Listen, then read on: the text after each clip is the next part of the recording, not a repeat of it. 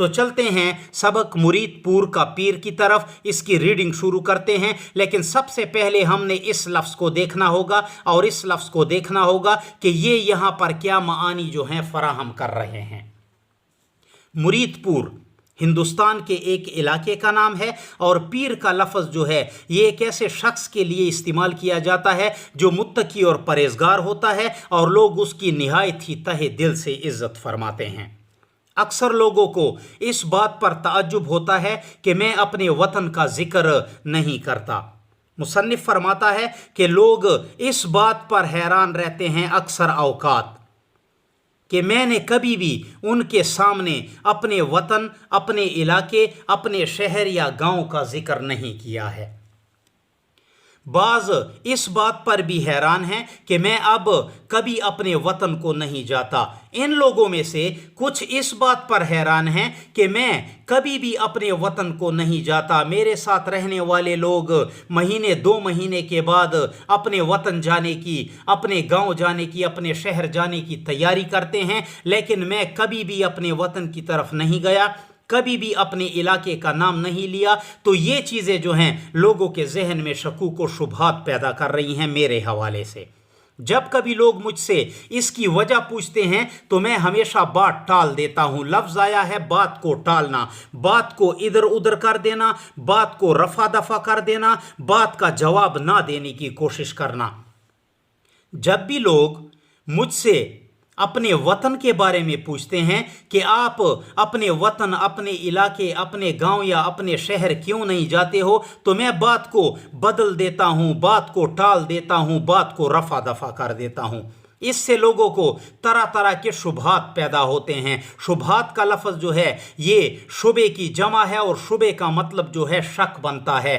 तो इससे लोगों को तरह तरह के शुबहात होने लगते हैं। जब मैं उनकी बात का जवाब नहीं देता कि मैं अपने गांव, अपने इलाके, अपने शहर क्यों नहीं जाता, तो इस की वजह से वो लोग जो हैं शक व शुबे में मुब्तला हो जाते हैं कि पता नहीं ये शख्स जो है अपने इलाके की तरफ क्यों रुख नहीं करता। कोई कहता है, कुछ लोगों की ये सोच होती है। ये 2 नुक्ते आपको नज़र आ रहे हैं, ये जहाँ पर भी इस्तेमाल हो जाएं तो वहाँ पर ये मानी फराहम करते हैं कि इन नुक्तों के आगे जो है किसी बात की तफसील जो है वो बयान होने वाली है। इस अलामत को उर्दू अदब में तफसीलिया कहा जाता है।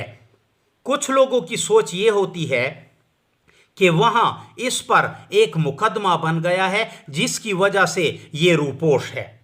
कुछ लोग मेरे बारे में ये सोचते हैं कि मेरे इलाके में मुझ पर कोई मुकदमा बन गया है जिसकी वजह से मैं छुपता फिरता हूँ। रूपोश होना गायब होने को कहते हैं, छुपने फिरने को कहते हैं या मुंह छुपाने को कहते हैं। कोई कहता है, किसी की सोच ये होती है वहाँ कहीं मुलाजिम था, गबन का इल्ज़ाम लगा। कुछ लोगों की सोच ये होती है कि अपने इलाके में इसकी नौकरी थी, इसकी मुलाजमत थी, इसने मुलाजमत में गबन किया है, इस पर गबन का इल्ज़ाम लगा हुआ है, इसकी वजह से ये अपने इलाके का रुख नहीं करता। लफ्ज़ आया है हमारे पास गबन। गबन कहते हैं खयानत को, खुर्द बुर्द को, किसी के दिए हुए माल में चोरी या खयानत करना जो है वो गबन कहलाता है। हिजरत करते ही बनी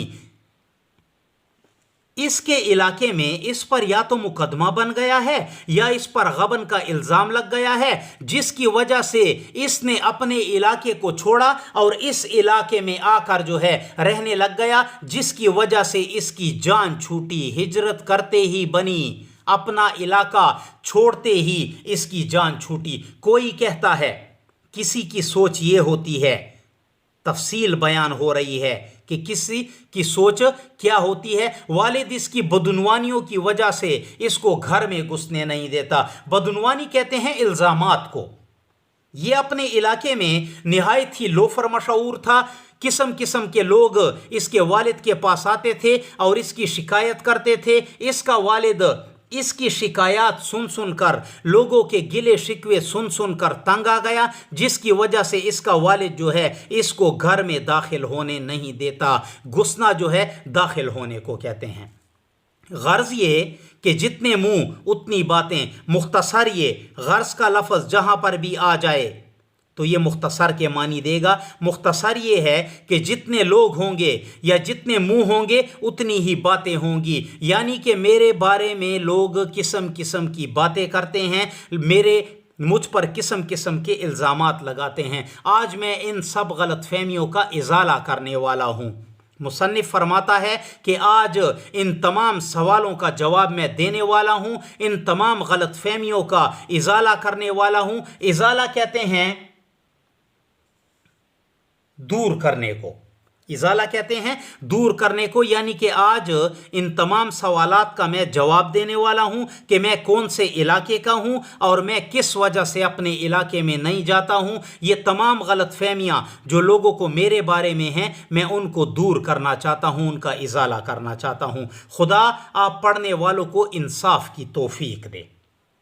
لفظ آیا ہے یہاں پر توفیق، اللہ تعالیٰ کی طرف سے ہدایت جو ہے وہ توفیق کہلاتی ہے۔ مصنف کہتا ہے کہ میں اپنی کہانی بیان کرنے والا ہوں، آپ خود انصاف کریں کہ مجھے اپنا علاقہ چھوڑنا چاہیے تھا یا نہیں چاہیے تھا۔ قصہ میرے بھتیجے سے شروع ہوتا ہے۔ میرا بھتیجا یوں دیکھنے میں عام بھتیجوں سے مختلف نہیں، یعنی کہ یہ کہانی جو ہے میں اپنے بھتیجے سے شروع کرتا ہوں، اور میرا جو بھتیجا ہے وہ بھی عام بھتیجوں کی طرح ہے، ان سے مختلف نہیں ہے، دوسرے بچوں کی طرح ہے، دوسرے لوگوں کی طرح ہے۔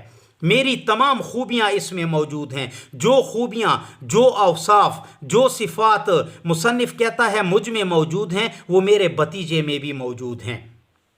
اور اس کے علاوہ نئی پوت سے تعلق رکھنے کے باعث اس میں بعض فالتو اوصاف بھی نظر آتے ہیں۔ پوت کہتے ہیں نسل کو، نئی پود، نئی نسل سے تعلق رکھنے کی وجہ سے میرے اس بھتیجے میں کچھ بیکار قسم کی خوبیاں بھی نظر آتی ہیں جو مجھ میں موجود نہیں ہیں۔ لیکن ایک صفت تو اس میں ایسی ہے کہ آج تک ہمارے خاندان میں اس شدت کے ساتھ کبھی رونما نہ ہوئی۔ رونما ہونا جو ہے ظاہر کو کہتے ہیں، شدت جو ہے زیادتی کے معنی کرتا ہے۔ مصنف فرماتا ہے کہ میرے بھتیجے میں ایک صفت یا ایک خوبی ایسی ہے جو اس سے پہلے ہمارے خاندان میں کسی میں بھی ظاہر نہیں ہوئی۔ سب سے زیادہ شدت جو ہے اس خوبی کی میرے اس بھتیجے میں پائی جاتی ہے، وہ یہ ہے کہ یہ بڑوں کی عزت کرتا ہے یا بڑوں کا ادب کرتا ہے، اور میں اس کے نزدیک بس علم و فن کا ایک دیوتا ہوں۔ دیوتا جو ہے خدا کو کہا جاتا ہے، علم و فن، علم کو کہا جاتا ہے اور فن ہنر کو کہا جاتا ہے، لیکن یہ لفظ جو ہے یہاں قابلیت کے معنی دے رہا ہے۔ میرے بھتیجے کی سب سے بڑی خوبی یہ ہے کہ وہ بڑوں کی عزت کرتا ہے، اور میرے بارے میں جو اس کی سوچ ہے وہ مجھ کو قابلیت کا خدا سمجھتا ہے، یعنی کہ وہ مجھے نہایت ہی قابل ترین شخص سمجھتا ہے۔ یہ خبط اس کے دماغ میں کیوں سمایا؟ سمایا جو ہے آنے کے معنی کر رہا ہے، اور یہ خبط کا لفظ جو ہے وہم کے معنی دے رہا ہے یا غلط سوچ کے معنی دے رہا ہے۔ یہ خبط یعنی کہ یہ غلط سوچ، یہ وہم جو ہے میرے بھتیجے کے دماغ میں کہاں سے آیا، کیسے آیا کہ میں ایک قابل ترین انسان ہوں۔ اس کی وجہ میں یہی بتا سکتا ہوں کہ نہایت اعلیٰ سے اعلیٰ خاندانوں میں بھی کبھی کبھی ایسا دیکھنے میں آتا ہے۔ مصنف کہتا ہے کہ یہ غلط فہمی جو ہے اس کے دماغ میں کیسے پیدا ہوئی، اس کا جواب دیتے ہوئے کہتا ہے کہ اس کی وجہ میں یہ بتا سکتا ہوں کہ بڑے بڑے خاندانوں میں اس طرح کے کیسز جو ہے وہ دیکھے جاتے ہیں، یعنی کہ ایک شخص جو ہے وہ علم و ہنر کا مالک نہیں ہوتا لیکن لوگ اس کو پھر بھی قابل سمجھتے ہیں۔ یہ سینٹنس جو ہے اس طرف اشارہ کرتا ہے۔ میں نے شائستہ سے شائستہ دودھ مانوں کے فرزندوں کو بعض اوقات بزرگوں کا اس قدر احترام کرتے دیکھا ہے کہ ان پر نیچ ذات کا دھوکہ ہونے لگتا ہے۔ نیچ ذات کہتے ہیں بیکار نسل کو، فرزند کہتے ہیں بیٹے کو یا بیٹوں کو۔ دودھ مان جو ہے قبیلے کے معنی دے رہا ہے یا خاندان کے معنی دے رہا ہے۔ مصنف فرماتا ہے اور شائستہ کا لفظ جو ہے خوبصورتی کے معنی دیتا ہے۔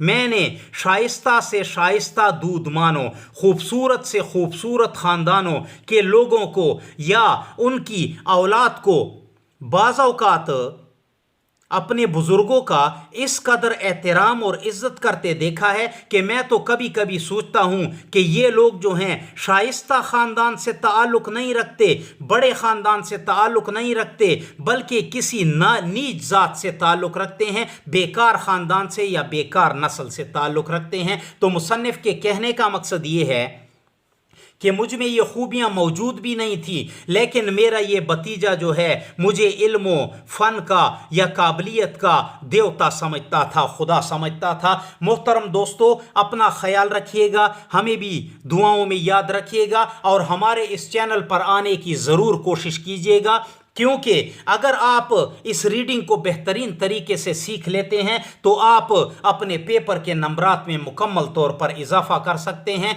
क्योंकि 50% आपका पेपर जो है वो आपकी किताब से होता है और इस चीज़ को सीखना जो है निहायत ही लाजमी है।